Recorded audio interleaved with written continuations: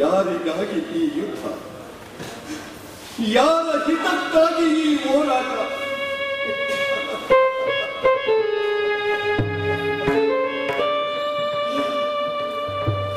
ಜಯ ಅಪಜಯ, ಹರ್ಷ ಖೇದ, ಜನನ ಮರಣ, ಇವು ಎಷ್ಟು ಕಡಿಮೆಯ ಅಂತರ, ಎಷ್ಟು ಕಡಿಮೆಯ ಹೆಜ್ಜೆಗಳು.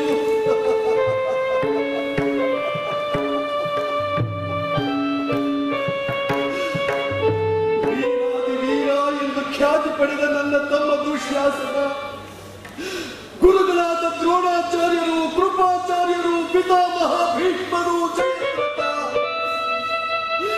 ಇವರೆಲ್ಲರ ಮುಖಗಳು ನನ್ನ ಕಣ್ಣೆದುರಿಗೆ ನಿಂತು ನನ್ನನ್ನೇ ಅಡಗಿಸುವಂತೆ ಭಾಸವಾಗುತ್ತಿರುವುದಲ್ಲ.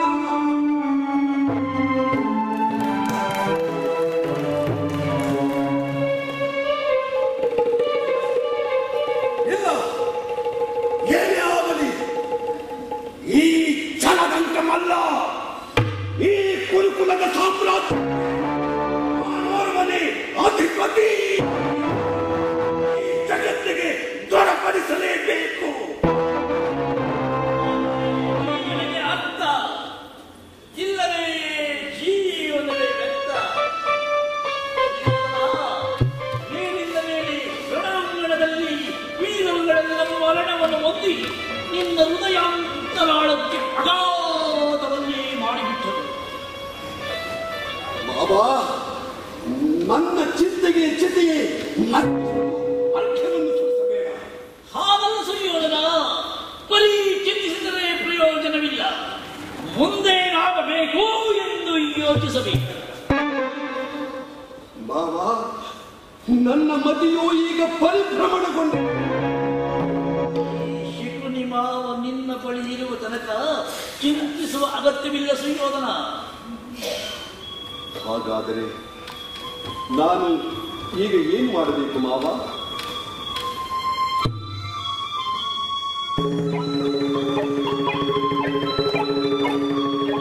ಸುಯೋಧನ, ನೀನೀಗಲೇ ರಣರಂಗೆ ಹೋಗಿ ನಿನ್ನ ಮಿತ್ರನನ್ನೇ ಮರೆತಿರುವೆಯಲ್ಲ. ಯಾರು ಬಾಬಾ? ಅರ್ಜುನನ್ನೇ ಮುಗಿಸುವುದಾಗಿ ಪಡೆದುತ್ತಿರುವ ನಿನ್ನ ಪ್ರಾಣ ಮಿತ್ರ ಕರ್ಣ.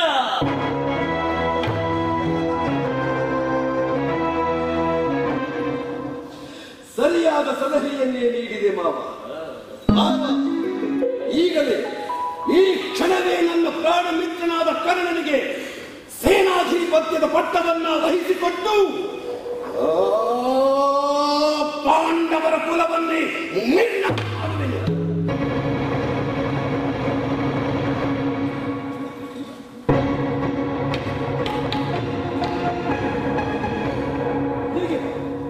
ನಾನೇ ನಿನ್ನ ಸನ್ನಿಧಿಗೆ ಬರಬೇಕೆಂದು ಭಾವಿಸಿದ್ದೆ. ಮಿತ್ರ, ಈ ಯುದ್ಧದಲ್ಲಿ ಜಯವು ನಮಗೆ ಯಶಸ್ಸನ್ನು ತಂದು ಕೊಡಲಾರದೆಂದೆನಿಸುತ್ತಿದೆ. ಯಾಕೆ? ನಮ್ಮ ಪೌರುಷ ಮೇಲೆ ನಿಮಗೆ ಸಂಶಯವೇ? ಈ ಕುರುಕ್ಷೇತ್ರ ಯುದ್ಧವು ಪ್ರಾರಂಭವಾಗಿ 16 ದಿನಗಳಾಯಿತು. ಈ ಯುದ್ಧದಲ್ಲಿ ವೀರಾದಿ ವೀರರೆಲ್ಲ ರಣರಂಗದಲ್ಲಿ ಹೋರಾಡಿ ತಮ್ಮ ಪ್ರಾಣವನ್ನು ಅರ್ಪಿಸುತ್ತಿರುವುದರಿಂದ ದಿನೇ ದಿನೇ ನಮ್ಮ ಬಲವು ಕುಂದುತ್ತಾ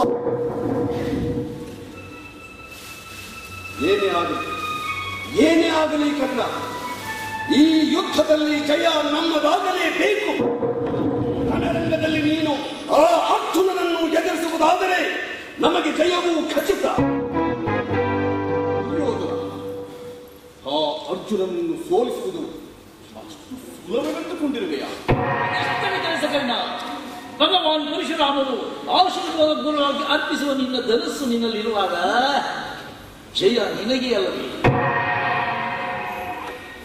ಮಿತ್ರ, ಯಾರಿಂದ ನಾನು ವಿಜಯಕ್ಕಾಗಿ ಹಂಬಲಿಸುತ್ತಿದ್ದೇನೋ, ಯಾರ ಶಸ್ತ್ರ ಬಲದ ಮೇಲೆ ನಿಂತು ಈ ಕುರುಕ್ಷೇತ್ರ ಯುದ್ಧವನ್ನ ಪ್ರಾರಂಭಿಸಿದ್ದೇನೋ, ಆ ರಣಯುದ್ಧದ ಸೇನಾಧಿಪತ್ಯದ ಪಟ್ಟವನ್ನ ನೀನೇ ವಹಿಸಿಕೊಳ್ಳಬೇಕು.